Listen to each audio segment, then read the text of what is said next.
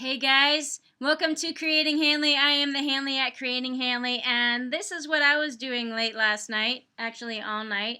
I was making more crumb blocks. Yay! Okay, let me show you what I did. So, anyway, welcome back, friends and family, and I am glad you guys are here with me today. I have a special cool little project that I'm working on, and I just couldn't stop. I could not stop. The only reason I stopped is because I ran out of material. I ran out of supplies. And that was at 11 a.m. And so that meant that I was up all night. All night sewing. All night sewing. All night. No sleep. All night sewing. So I had to take a nap in the afternoon because I had a soiree to go to today, a little shindig, a little anniversary party. So that's why I'm dressed up, and my hair looks actually kind of decent, I think. I don't know. Anyway. So where is my material? Where did I just put it? It's like see-through, so you can't see it. Where did it go? I just moved it, and now I can't find it. Okay. Oh, here it is. Oh my gosh, guys. I couldn't see. It was right in front of me. I couldn't see this. Look what this is. Do you guys know what this is? You guys know what this is, right? This is a dryer sheet. Well, this is half of a dryer sheet. Now, before I hear the comments, oh, that's flammable and it'll go up in flames. I'm pretty sure cotton is flammable also. So, before I get hate mail, before I get hate comments on, you gotta be careful. This is already used. I usually use my dryer sheets twice. I put them through the dryer twice. So, this is pretty, all the stuff is usually gone from it. And I actually have not been using dryer sheets in many, many months. I switched to the wool balls. If you've ever seen the wool balls, they're like about that big, and also they're called so I have two wool balls in the dryer, and I have they're little hedgehog, they're like this big too. They're little hedgehog shaped, and they have pointy prongs all around the ball part, and that's supposed to help like fluff up the laundry and reduce the static electricity. I don't think that it actually does that, but it's supposed to take the place of a dryer sheet because this is now waste. So the other products I have are not waste. They're not wasteful. But now this creates a problem with our trash, and it ends up in the oceans and whatnot, and it's ridiculous. So I stopped using these, but I do a lot of laundry. I am a massage therapist, and I have a lot of laundry to do pretty much every day. So I started using these just for this project, exactly for this project. And I'll tell you what, it is an addiction. It's a new addiction. So I'm using this as a foundation piece. So instead of buying extra foundation piece, extra foundation fabric or fusible webbing, from the store, this is already bought and paid for, and it's going to be trash, so I'm just reusing it. So reuse, recycle, reduce, rehome, whatever, right? So repurpose.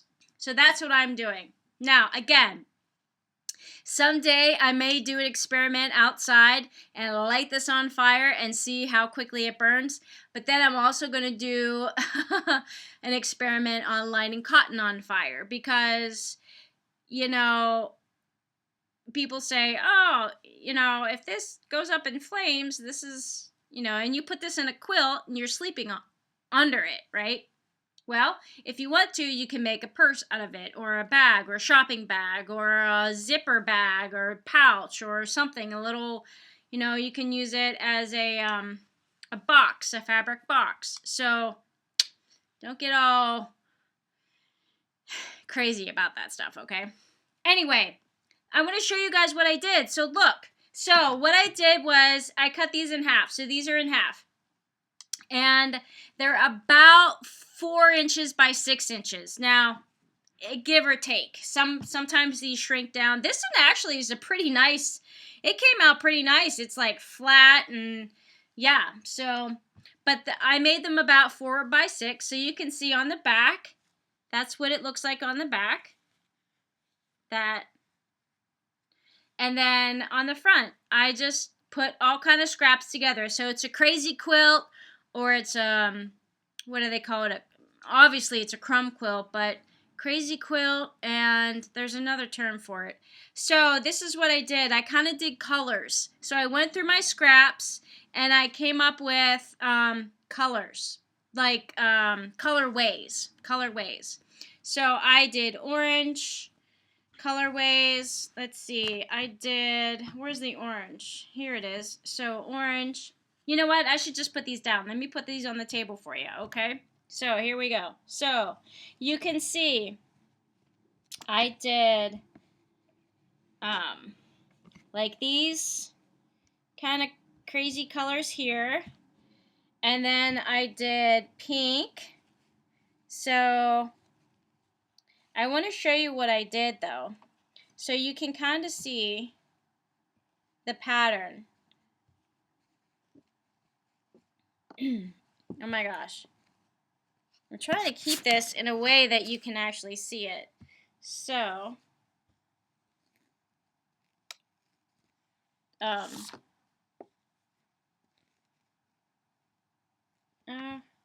they should go opposites. Here we go. Here's an opposite. So, like that. Or like this. Right? So I have the pinks. All together. And then I did, here's another pink. And then I did yellow. So we got yellow, yellow. And you can see how I put that together. So I made the diagonals go one way, and then I made the diagonals go the other way. And you can see if you put that together in like a sheet. So they're all 4 by 6. So this would be 8 by 12. So that's like a regular piece of paper, 8.5 by 11.5, right? So I did that for yellow, and then here's one for green. I did a lot in Irish because I have a lot of Irish themed fabric, and you can see this kind of, it's not exactly, it's just scrappy. So, and you can see, how these are not a single stripe. I just put these together and made it into a row there. So here's another one. And then I did one in black. And I did one in blue. And here are the orange ones. I'll show you these again. So they form a pattern. Right, this way. Yeah. Oh, look at that. One more of those and that would have been like right in the center there. Oh, actually right here. Sort of. Right? So there's that. Orange, and then I did some brown. So here's the blue and the black, and I did a white, and I did a brown, and I did these colors. These all kind of crazy colors. So you can see I spent some time doing this last night. So 1, 2, 3, 4, 5, 6, 7 pink, 8, 9, 10, 11, 12, 13, 14, 15, 16, 17, 18, 19, 20, 21, 22, 23, 24, 25, 26, 27. There you go. So I made 27 of these. And you can see they pile up pretty nice. And then what you do is you start putting them out in Roy G. Biv. So red, yellow, green, blue, right? Orange. So Roy. red, orange, yellow. So I have pink here. So it would be like this: red, orange, yellow, green, blue, and indigo is the colors of the rainbow, right? But I also have brown, and I have black, and I put a white one in there. So you can see that when you put this together in a quilt, it's going to be very colorful. And then you can sash these with a color, a solid color, or maybe like a black with a polka dot, or you can do maybe an orange or something, you know, a little bit different, or salmon color. But today we're going to work on this mate. We're going to work on the mate of this one. And let me clear all these others out. So we're going to use this, and we're going to use this. I don't know what number I just said. What did I say? 27? I have 27 of these. All right, this is going to be 28. So I have this one and this one. And as you can see, the stripes go in the same direction. So if I put them like this, you can tell they go in the same direction. Well, I want one in the middle that goes the opposite direction. So this one is going to be going in the opposite direction. So I have these little strips of fabric. I mean, these are super teeny tiny. This is only a ½ inch wide. I don't even know if I'm going to use this, but I really liked it. It's peacock feather, and I thought that was very vibrant. So I'm going to use these vibrant colors. And look how teeny tiny this is. I mean, this little triangle. These are scraps, these are cuttings that normally people would throw away. I save those. Yes, I'm the person who saves these, and you can see why. It makes new fabric. I mean, when you put them all together, it makes new fabric, and then you can have a new project. So all that material that you would have thrown away is now recycled, repurposed, and it looks very pretty. So I found these strips, and we're going to use these strips. So they're very eclectic. I have Halloween here, I have cats, I have color swirls. This is actually like a canvas that I'm going to use in a bag. This is what, Route 66. This is like old cars, and this is just rainbow, more rainbow. So we're going to use this fabric. Now, these strips. Now I want to make sure that I go in the opposite direction. So if I look at both of these go in this direction. So that means I want to put my fabric in this direction. So for example, I'm going to start with the longest one, and I'm just going to lay this down right in the center, corner to corner. So now I know it goes in opposite direction. Okay? Opposite direction. All right. So I'm going to take it to the machine, and I just have red thread in, and I'm kind of too lazy right now to change it out. I probably should have changed it out before I came on film, but we're just going to do this. So, now when you're lining up your fabric on a foundation, you want to make sure that it all hangs over all the edges. All the fabric hangs over the edges of your foundation. Otherwise, if it's too short, or if you cut it, too short, then it's not going to work. You're not going to have enough to complete the foundation. So you have to make sure that you have enough so that when you trim off, enough so that it's a complete square. So I just look at what I have here, and I think, what is going to cover the next longest space? And maybe this piece will cover the next longest space, and it definitely will. It covers this edge, and it covers this edge. Okay? And then I look, what else do I have? I have these cats. Now, if you have a directional fabric like these cats, you don't necessarily have to put it in a specific direction. If you don't want to, you can. But now I just need to make sure that I'm covering on both sides, and I am. So I'm just going to try to place this down just to have an idea of where I want these to lay. And again, these cars are kind of a directional fabric. I can see the number 66. So, and again, I want to hang it over the edge. Now, so for example, if I put this one in this place, you can see it doesn't meet the edges, and it doesn't meet this edge right here, right? You can see that. It doesn't meet that edge. So this is the wrong piece in this location. So I would just place this one in, knowing that this covers both edges.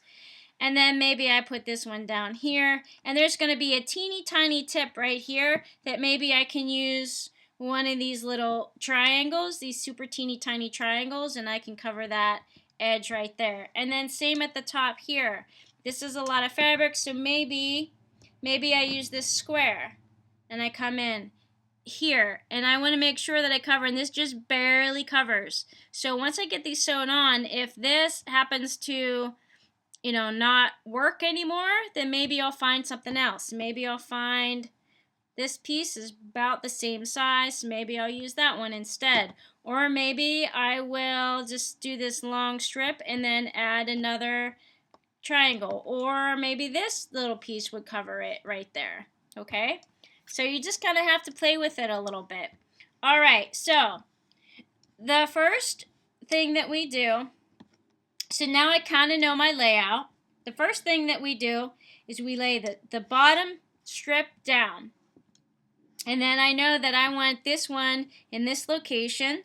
So I want to make sure that I cover that. And then I put right sides together. Okay, so you can see I put right sides together. And I'm going to line these edges up here, and then I'm going to sew straight on this edge. So I just put the fabric in the machine straight that way. Okay, straight this way. All right, and then I'm going to use a scant, well, definitely a scant. I'm probably going to use an 1/8 of an inch. I'm using an 1/8 of an inch seam allowance. You can use a 1/4 inch if you want to make sure that everything is all tied, you know, secured down. But if you do quilting on the top, it should be pretty good. One, you're putting it on a foundation, and then you open this up, and you can finger press it open. Just take a fingernail, press it open. Now, if you're like me, I like a flat surface to work on. I don't like how that sticks up. See how that sticks up? I don't like that. So I'm going to take it over to my pressing table and just press it down. Now, this has been through the dryer, so you can use a high heat on that. It's going to be okay. All right, now the next thing, I think I was going to put this one down, right? So that goes there. So again, you want to make sure that the edges cover, and this one barely covers the edges. Barely. It does.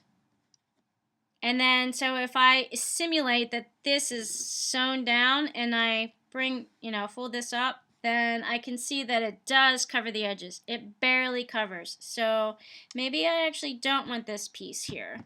Maybe I'm going to put this piece here. This one's a little bit longer, and I'm just going to trim this part off right here because this is kind of a weird cut. So I'm just going to make a straight line right there.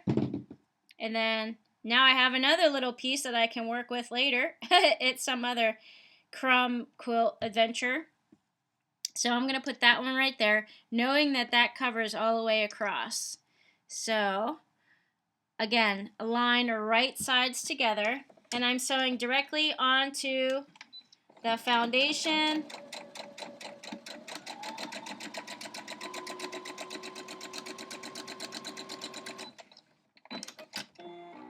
And then you want to make sure that you start off the, you know, off the edge of the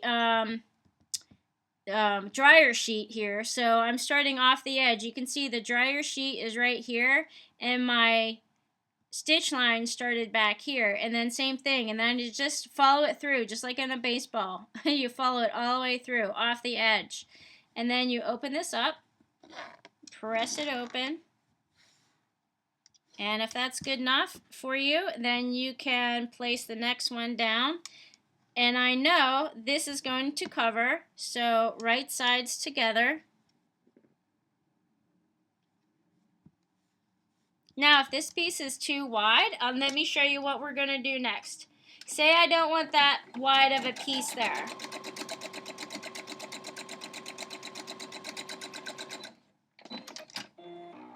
Okay, so when I take it out and I open this up, look how wide that is. You can you can barely see that little tip right there at the edge, right?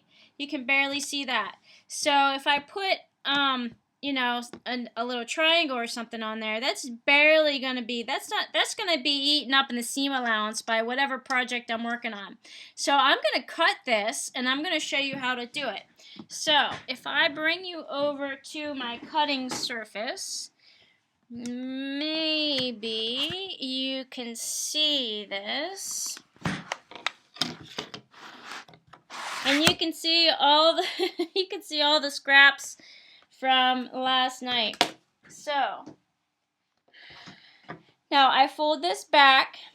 Oh, can you see that? Let's bring this down here. Okay, so here's it in place. Now I fold this back. Now I want to cut this. So what I'm going to do is turn it around so that the right side's together and the back is open. Now this little flap, I fold that back away from my cutting surface.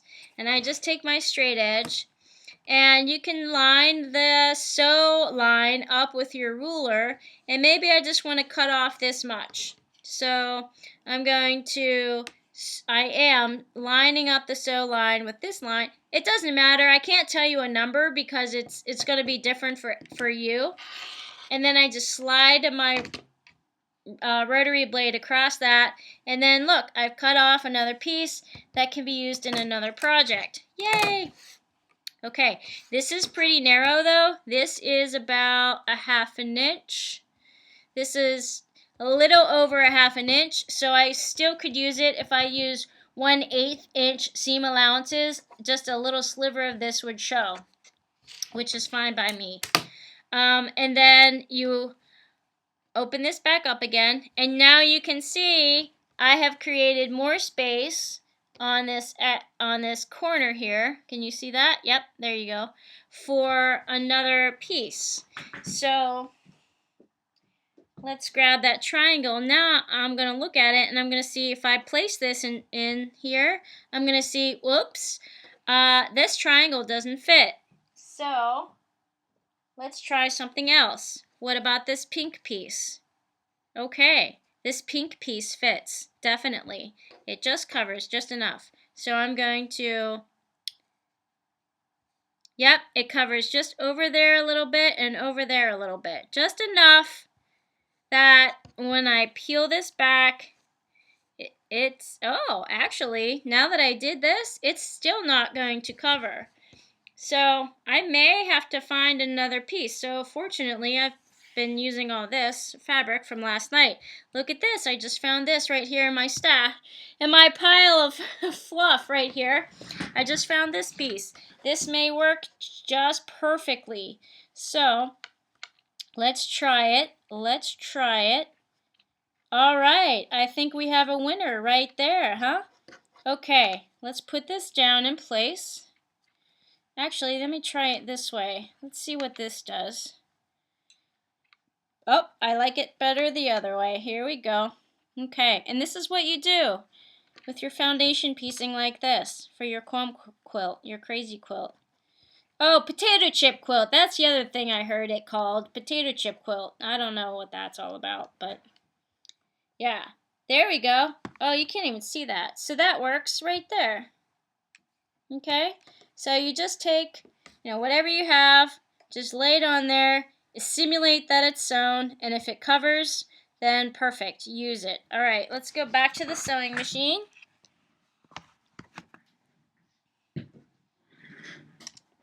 Okay, make sure the others are out of the way, and then again, I'm using an 1/8 of an inch seam allowance, but you can use a 1/4 inch if your pieces are bigger. So if you're not using crumbs, if you're using scraps, this is going to be a lot quicker because scraps are much bigger. And then look at that. If I flip that over, I can totally tell. That covers the entire surface of the dryer sheet. So I know when I trim this back, it's going to be just enough. It'll be fine. Okay, so I go to the other side and I grab a long piece again because I have to cover more surface area here. So this one definitely fits. So right sides together. So I'm just going to put these right sides together and then sew it down in place. This one I might have to use a bigger seam allowance.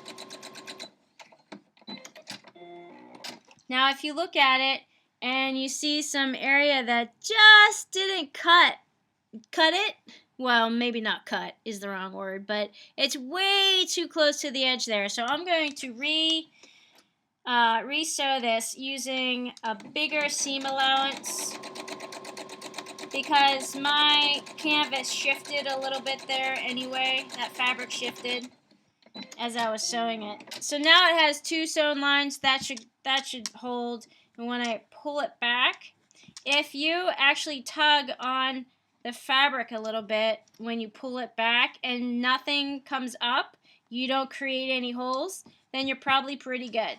And then again, this is canvas, so this one's a little bit more there's more heft to it, so I'm going to use my press.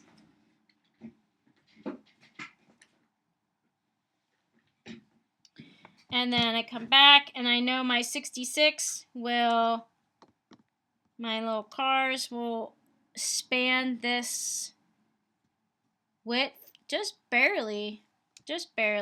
And I may need another strip. It looks like I'm running out of strips. So, fortunately, I have a bunch right here behind me.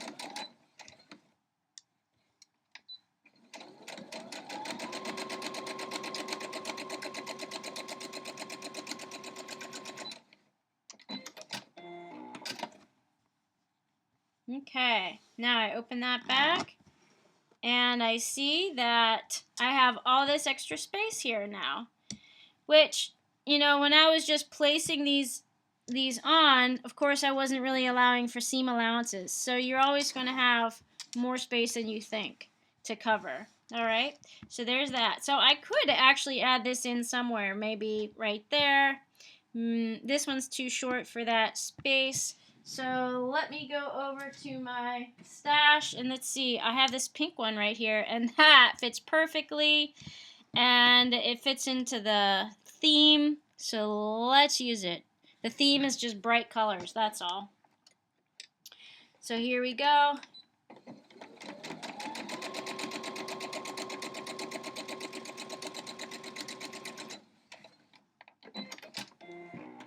Alright, now we open this up.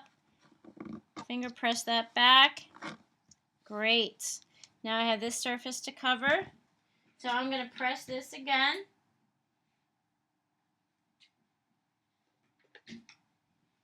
Alright, now let's come up with something. Oh, here's a blue one that may actually work. Blue.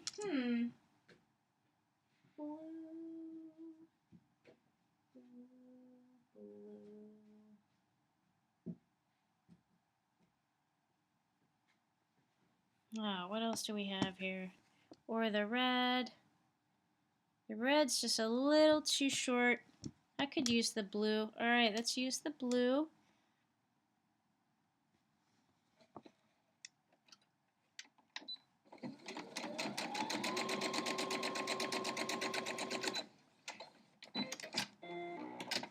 Okay. Pull that back. Now I just have just this teeny tiny little space here. So again, if I wanted to, I could trim this, trim that off, and then create more space to add maybe this or this triangle. What do I want to do? Yeah, I think I will trim this off. Okay, so I'm just going to do this with scissors. So again, fold back your foundation, and then I'm just going to do this with scissors, just a straight cut. Now this makes this very small, which is a little bit, I would have liked to have used that whole piece, but I will. And then maybe this one. Okay.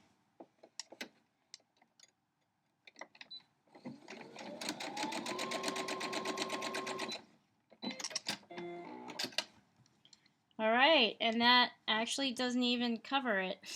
Oh my gosh. That doesn't cover that. I don't know if you can see that, but see that little piece is still showing there. So what I could do is seam rip this out or just not care about that and grab my ruler and see if this space covers enough, and it does. So I'm not even going to worry about that little foundation piece being not in the right place, because when I look at my ruler, you can see up here that all the fabric underneath my 4x6 space is covered. All the space underneath these 4 inches by 6 inches is covered. So I'm just going to take it to my cutting board here, right behind me. I'm going to take you guys back there. All right. And try to follow the line of your foundation piece, but it's not absolutely necessary. And then I want to make sure that all the fabric underneath my ruler here, this is just a 6 inch by 6 inch ruler, OmniGrid 6 inch. So I'm just looking to make sure all the fabric underneath my ruler space is sewed on, and then I'm just going to cut.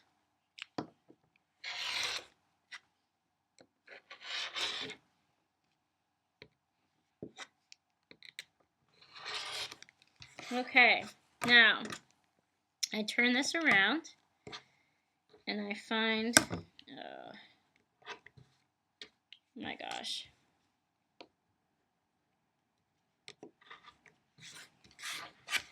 Okay, so now I know this is 6 inches across. I want to find my 4-inch line. Here's my 4-inch line. So now I know it's 4 inches by 6 inches. I already trimmed the 6-inch part. This is the 4-inch part. It's trimmed. Now I'm taking this last piece, and there we go. And there we go, guys. There's that. Oh, that last piece didn't even show. It didn't even stay on. That last one that we just sewed didn't even stay on. So how about that? And there we go. Now, what you can do,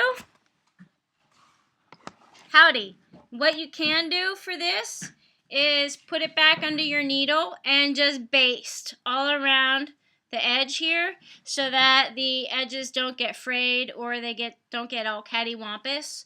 So this is our new way of doing a crazy quilt crumb block using dryer sheet foundation. How about that? So when I add it to the others, it should go in the opposite direction. See how that creates a V right there? A little chevron. Yay! And that's what we want. We want to create these chevrons. So there we go this way, zigzag this way. Guys, I love it. Thanks for sticking around with me today. I appreciate all the likes, shares, and subscribes. And we will be back with more crumb quilting in our crumb quilt adventure. And I'll show you different ways to do a crumb quilt to make these blocks. And maybe we will do that fire test. We'll see. All right, folks. Love you. Hang in there. We'll see you next time. Thanks for watching. Tell your friends all about it. Thanks. Bye.